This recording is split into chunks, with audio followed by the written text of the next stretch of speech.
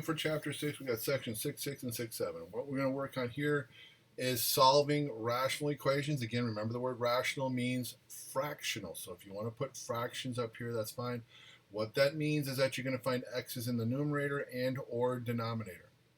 So steps that we must follow to solve these variable equations. Number one, you must identify any restrictions for the variable. That means if there's an x in the denominator, you have to set that denominator equal to the 0 to determine what x can't be equal to. So you will solve it, but you're going to say x cannot equal this value. It's going to be like a disclaimer. That means if I solve for x for the whole problem and one of my answers matches that disclaimer, I have to throw it out. Second thing we're going to do is we're going to clear the equation of fractions. And we're going to do that by multiplying every term by the least common denominator to cancel the denominators. Can't really solve for x when x is in the bottom, so we're going to cancel them out, work with the tops. We'll solve for the variable, check your solutions with the calculator to make sure everything works out. All right, to solve for x, we have x over 6 minus x over 8 equals 1 over 12. So here are some numerical denominators. So to find my LCD, I'm going to do the staircase method. Put the 6, the 8, and the 12. Let's see. If I look at this, everyone's divisible by a 2. So that gives me a 3 and 8. 2 goes into 8 4 times, and 2 goes into 12 6 times.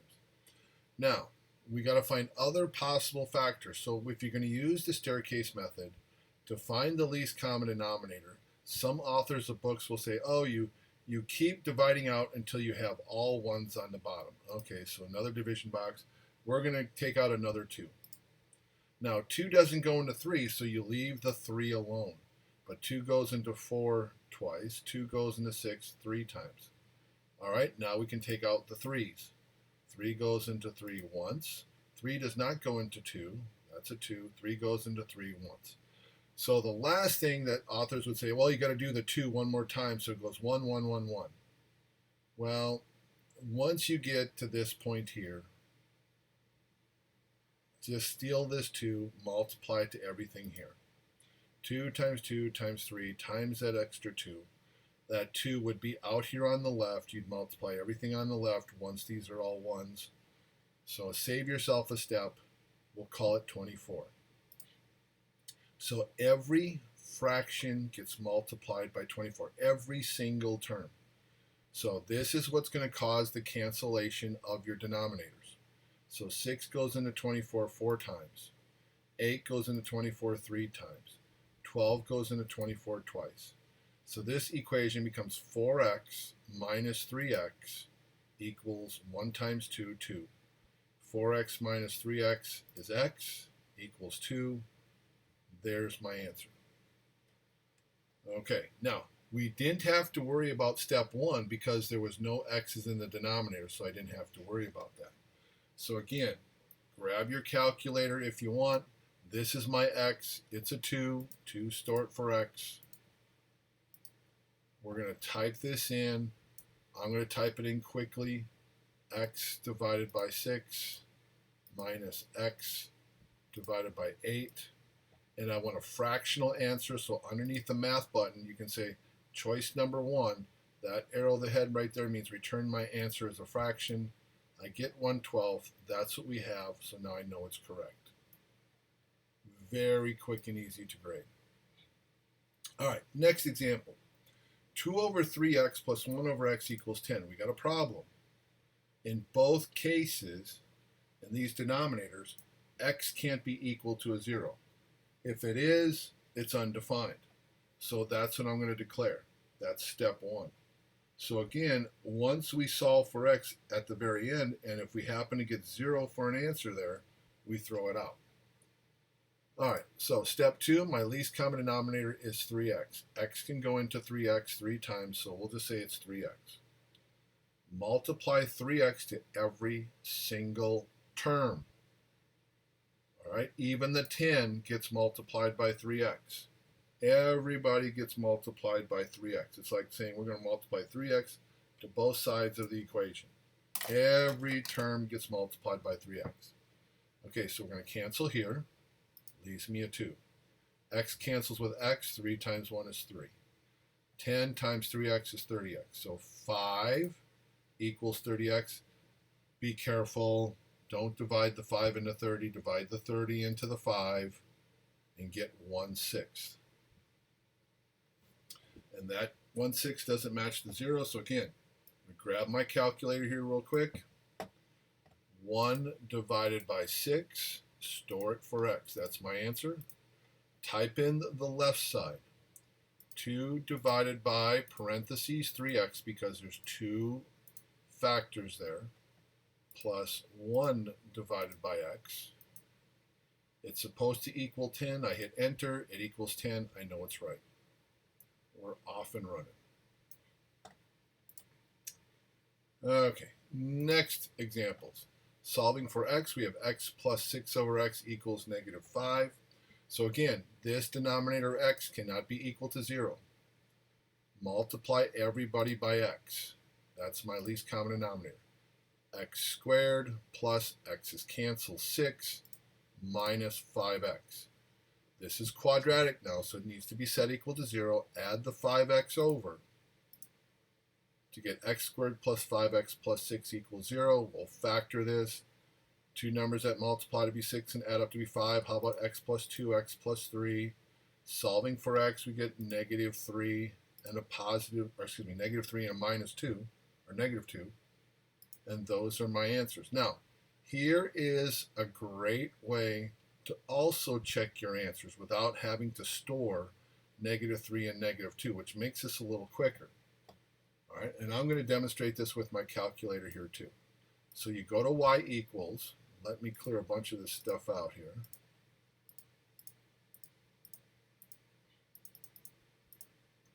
And we'll type this in, x for the original equation, but it has to be set equal 0. That's the important part. So x plus, I'm going to go 6 divided by x. And then this -5, we would have to add it over to make it a +5. Now, since it's set equal to 0, that's what my y is equal to.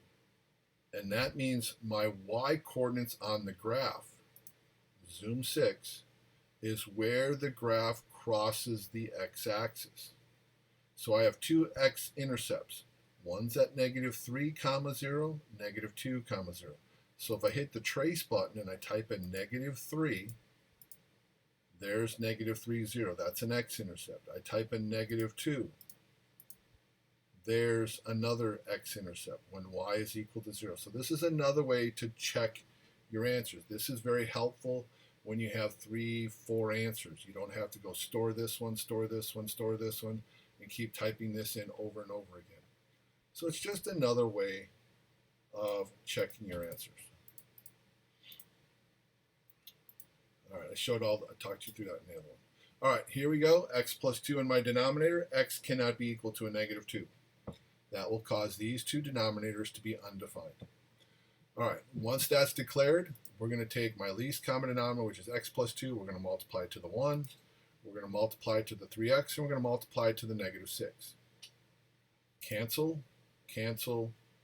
X plus 2 times 1 is x plus 2 plus 3x equals -6. Let's solve for x. Combine like terms, we're going to get a 4x plus 2.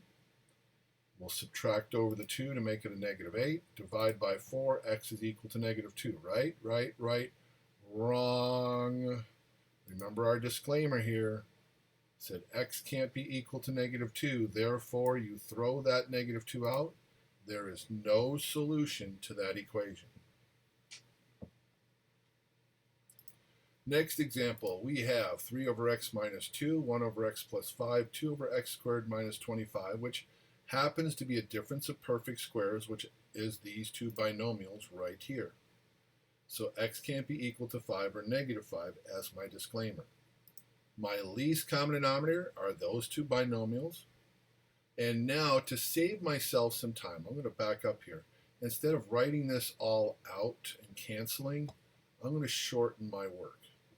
So I'm going to look at it this way, and this is what I'm explaining right here. If I were to multiply the least common denominator to this fraction, I can see the x minus 5 canceling. So the 3 is going to be multiplied by x plus 5. This x plus 5 will cancel, leaving me x minus 5 multiplied to the 1. Well, this multiplied out is the same as the x squared minus 25. That all cancels, leaving me just a 2.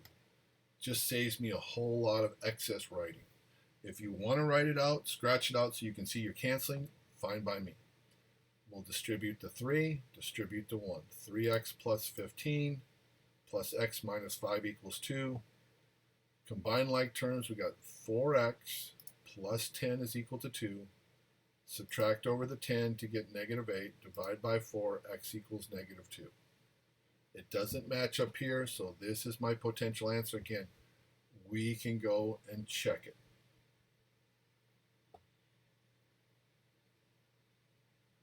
All right, if we wanted to check that, it would take some time. You would have to go, you could either do the graph or store the negative 2, type in the left side, type in the right side. Since it's just one answer, I would opt with storing instead of graphing. All right, next example. We have 3x plus 2 over x minus 2 plus 1 over x equals negative 2 over x squared minus 2x. Well, x squared minus 2x factors to be x times x minus 2. And that's my least common denominator because there's the two individual factors. So x can't be a 0 and it can't be a 2. So again, using this shortcut from over here, visualize this LCD being multiplied to this fraction. The x minus 2 cancels. So this x gets multiplied to the 3x plus 2. The LCD cancels the x, so 1 gets multiplied to the x minus 2. Then the LCD cancels with this whole denominator, leaving you with just negative 2. Distribute the x and the 1. 3x squared plus 2x plus x minus 2. We'll probably need to add the 2 over to this side to get it equal to 0. Combine like terms to get a 3x, so it looks like we get 3x squared plus 3x equals 0. We can factor, take out a 3x as the GCF, left with x plus 1, so 3x equals 0 means x is 0. X plus 1 means x equals negative 1. Wait a minute. This 0 cannot happen. It's one of my disclaimer numbers. Throw that answer out. This is the only, this is the only good answer. All right, next, x over x minus 1 over x plus 1 equals 2 over x squared minus 1. That's a difference of perfect squares. Again, there's my two binomials. That's my LCD. So again, visualize with me. LCD being multiplied to this. The x minus 1 is gone, so x times the x plus 1 minus 1 times the x minus 1 equals the 2. Distribute the x and distribute the minus 1. So we're going to get some sign changes here. X squared plus x minus x, oops, that cancels out. X squared plus 1 equals 2. Okay, subtract the 2 over x squared minus 1. Wait a minute. That's x plus 1, x minus 1. That's my disclaimer numbers I can't have. So again, no solution. Next, we have 5 over x squared minus 4x over 18. Again, x cannot be equal to 0, and your least common denominator is going to be the x squared. So x squared gets multiplied to the top of every number here. So that cancels out, leaving me a 5. Minus x squared cancels with an x, gives me minus 43x equals 18x squared. So we want the x squared to stay positive, so let's add over the 43x and subtract the 5 over, so it's set equal to 0. And now we have to factor. All right, so what two numbers multiply to be 18 and a negative 5? And it has to add up to be 43. It's odd, so I'm going to break out, let's see. I'm going to make my 18 a 9 and a 2. And 9 times 5 is 45 minus 2 is 43, so there's my two numbers. 45 and 2, and the 45 will be positive, the 2 will be negative. So 18x squared. Again, remember this is the old shortcut, minus 8x plus 45x minus 45. Just as a reminder, you could do this by factor by grouping. And then solve for x individually. 9x minus 1 equals 0. Get x equals 1/9 and x equals -5/2. Or, if you do the shortcut, take your 18x, 1 minus 1 plus, because of the minus 5. Put in your minus 2, put in your plus 45. Take out your GCF of a 2, there's your 9x minus 1. Take out your 9, there's your 2x plus 5. Same work right there. All right, to 6-7, we do have rational word problems. There are going to be 3 distinct types. There's going to be work principle, which is traditionally 2 people doing work to get 100% of the job done. So the 1 represents 100% as a decimal.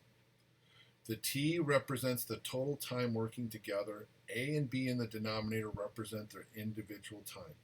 Now, if there just happens to be 3 people working together, you'll need T over A plus T over B plus T over C. You just keep adding on another fraction for each person or maybe 3 machines working together. The distance problems, this is going to use the formula distance equals rate times time. D is the distance, R is the rate, T is the time. Just think about when you're driving in the car. If I happen to set my speedometer cruise control to 70 miles per hour and I travel for 3 hours, 70 times 3 means I want a distance of 210 miles. And then we have similar triangles and proportions. With similar triangles, corresponding sides are proportional. So again, we'll be setting up fractions, equal fractions, equal fractions. That's proportions. All right, first word problem. The roof of Finn and Paige's townhouse need to be reshingled. Finn can do the job alone in 8 hours, and Paige can do the job alone in 10 hours. How long will it take the 2 of them working together to reshingle the roof? Okay, first things first.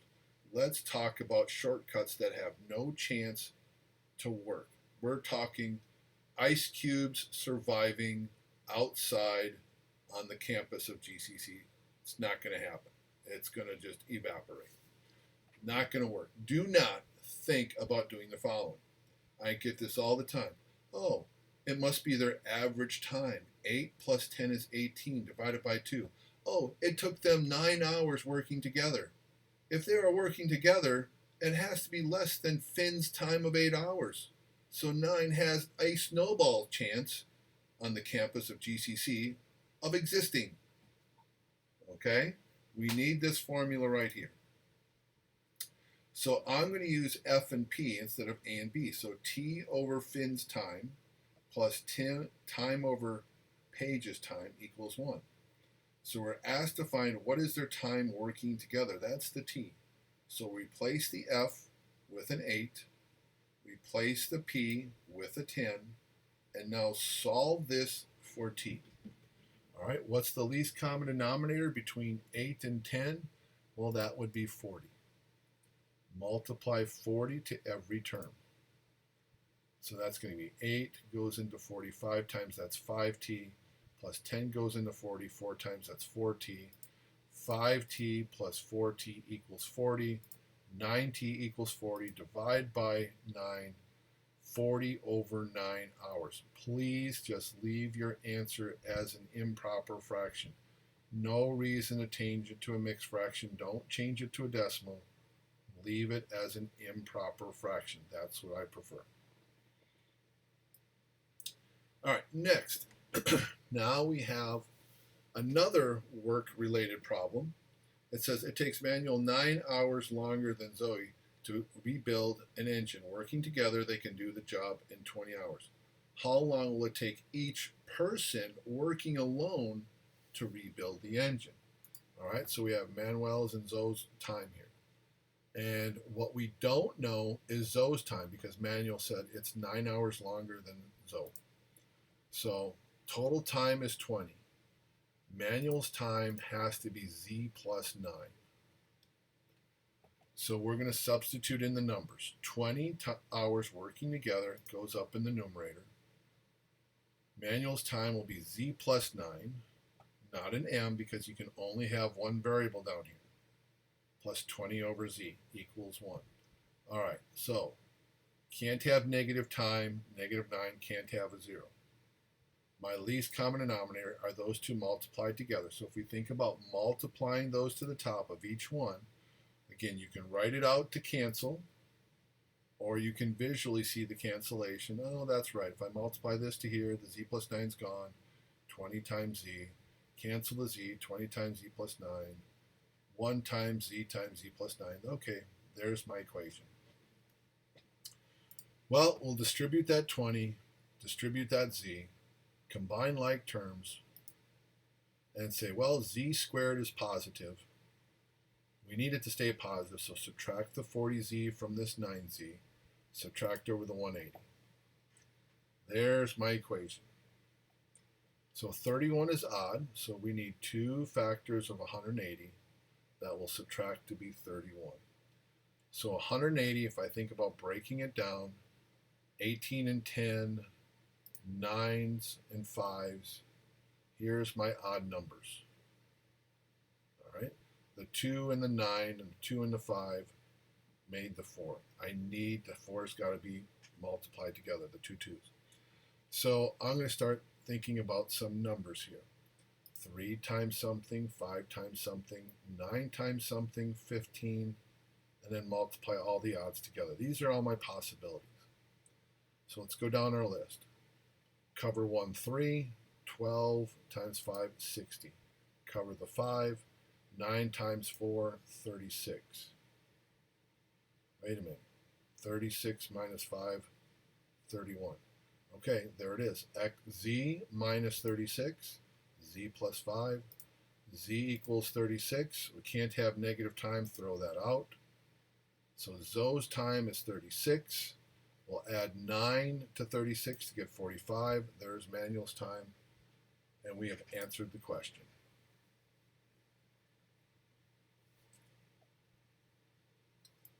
Next, on her road bike, Olivia bikes 15 kilometers per hour faster than Jason does on his mountain bike. In the time it takes Olivia to travel 80 kilometers, Jason traveled 50 kilometers. Find the speed of each bicyclist. Okay, this sounds like it's going to be distance equals rate times time. So speed is the same as my rate. So this is my formula. Now, unfortunately here, we have to build what we call a distance equals rate times time table for both people. So I'm going to build a 3 by 2. One row for Olivia, one row for Jason. So we're going to fill this in. On her road bike, Olivia bikes 15 kilometers per hour faster than Jason. We don't know Jason's rate, so I'm going to put in an R right here. Olivia's is 15 kilometers per hour faster than Jason, so that's R plus 15. Now, they both traveled 80 kilometers. Oh, I'm sorry.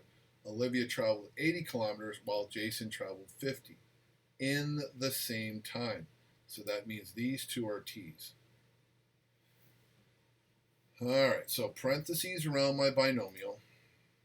In the same time means in the time it takes Olivia to travel 80 kilometers, Jason traveled 50 kilometers, means that the time is the same.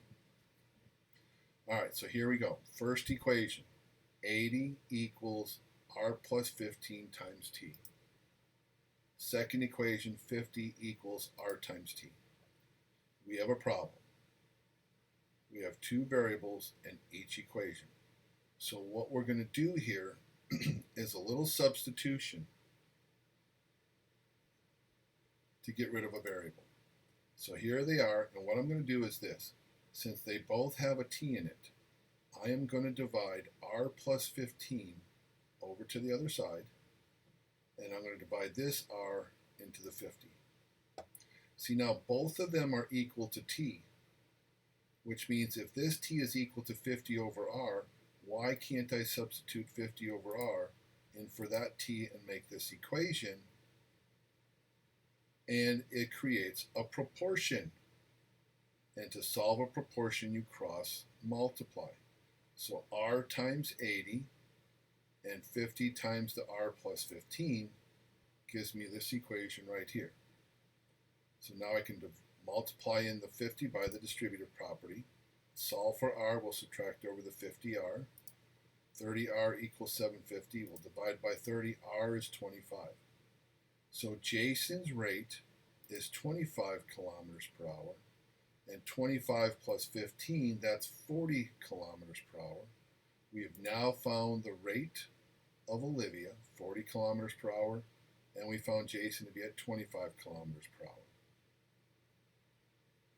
So this is how we solve our distance equals rate times times. One row for each person gives us two equations, so we can solve for one of the variables and do a substitution. They asked us to solve for rate, so we didn't want t in our equation, so that's why I solved for t, so I can substitute out the t and have nothing but r's left over. All right, next equation. A Hudson River tugboat goes 10 miles per hour in still water. It travels 24 miles upstream and 24 miles back in a total time of 5 hours. What is the speed of the current? We'll call that c.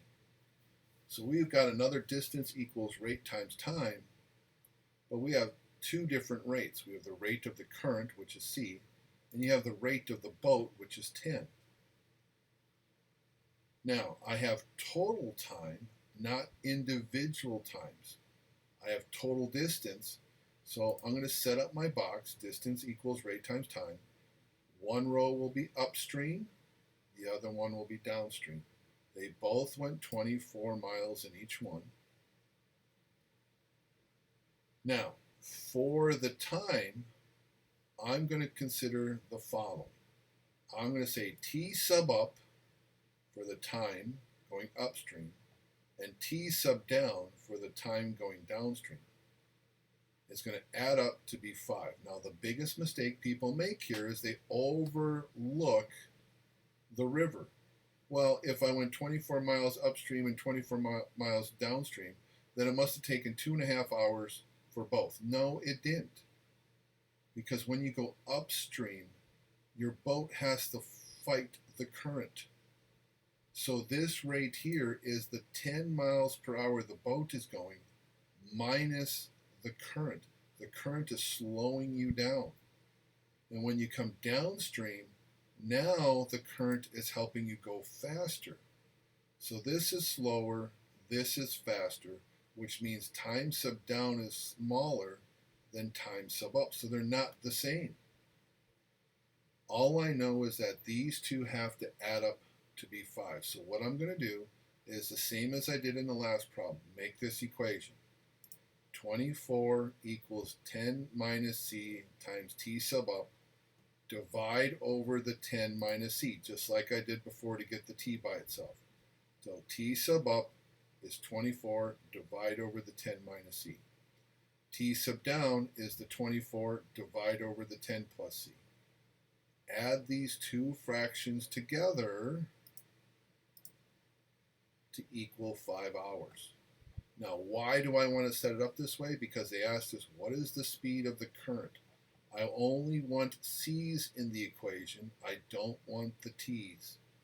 So that's why I'm solving for t here to get the current in my fraction and substitute it out so I only have c's. So the least common denominator is 10 minus c, 10 plus c. So again, think about multiplying this to this fraction here. The 10 minus c cancels. The 10 plus c is multiplied to this 24. Second 24 gets the 10 minus c, and the 5 gets both of them multiplied together. Now, here is a shortcut. You don't have to do this. It still works if you don't. But I notice a plus c and a minus c, and 24 and 24 are the same. So 24 factored out from each one of these gives you 10 plus c plus 10 minus c, where the two c's will cancel out, so 10 plus 10 is 20. Over here, 10 minus c times 10 plus c gives me a difference of perfect squares multiplied to my 5. Now, don't multiply into 5. Again, smaller numbers work better. See this 5 right here? I can divide it into 20. So now that becomes 24 times 4 equals 100 minus c squared. This is 96. Set it equal to 0, subtract it over. I get 0 equals 4 minus c squared, a difference of perfect square. 2 minus c, 2 plus c. We're going to get c equals 2 and c equals a negative 2, but you can't have a negative current. So the current was 2 miles per hour. So again, the reason I divided by this 5 is I didn't want to multiply the 5 to these two perfect squares and lose that perfect square concept. So I divided it over to the other side. Next, our similar right triangles. Triangle ABC, this is the notation for similar to RST. They're not equal in size. They are proportionally the same. So what that means is triangle ABC means that A corresponds to R, B corresponds to S, and C corresponds to T. So then those adjacent, or I shouldn't say adjacent, those corresponding sides, this C corresponds to T, C over T, has to match A over R and B over S, and these fractional sides are all equal to each other. So A over R, because A is first, R is first. B over S, B is second, S is second. C over T, because C is third, T is third. So that means you don't even need the triangle here to set up this proportion. All you need to be given is this, and you can set up your triple proportion. So for example, in similar triangles, triangles ABC and XYZ are similar. Solve for Z if x equals 10, A equals 8, and C equals 5. You don't need triangles. Look at the lettering right here. Create your proportion. All right, so capital letters are always on the corners, lowercase letters opposite those angles. So here's angle A, here's little a. Capital B, capital C, little c. So my triple proportion will be little a over little x equals little b over little y equals little c over little z. There's my triple proportion. That's what I need to solve this. Now I'm going to plug in the numbers. X is 10, A is 8, and C is 5. Did they give me anything with the second fraction? No. Throw it out. 8 over 10 equals 5 over z. Cross multiply. 8z equals 50. Divide by 8. Z equals 6.25. And we're done. So that's how you handle the similar triangles. Word problems that deal with proportions. To determine the number of brook trout in the river Denys, Cape Breton, Nova Scotia, we'll just call it the river, a team of volunteers and professionals caught and marked 1,190 brook trout. Later, they captured 950 brook trout, of which 24 were marked. Estimate the number of brook trout in the river. Okay, you need to compare sample and population. You have to have a sample event and a sample total. An event population, an event, or a total population. All right, so what is my event? The tagged trout. All right, so what am I asked to find? The number of trout in the entire river. That's the total population. We'll call that X. So I need numbers for the rest of these. So they said they caught 1,190 brook trout. All right, so that is all the tagged fish in the entire river. Later, they captured a sample, a total of 915 brook trout, of which 24 were marked or tagged. There's my proportion, cross multiply. 24x equals 915 times 1,090. Divide by 24. This is a calculator problem. I get 45,368.5. Okay, let's round it up to the nearest trout, or maybe it's tens of trouts or hundreds. So if they wanted to go tens, we'd make this a 70. If they want to go hundreds, we'd make this 400. If they want to round it to the nearest thousands, it would be 5,000.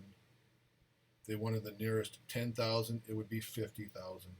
I always just go to the nearest whole number. All right, and that wraps up chapter 6.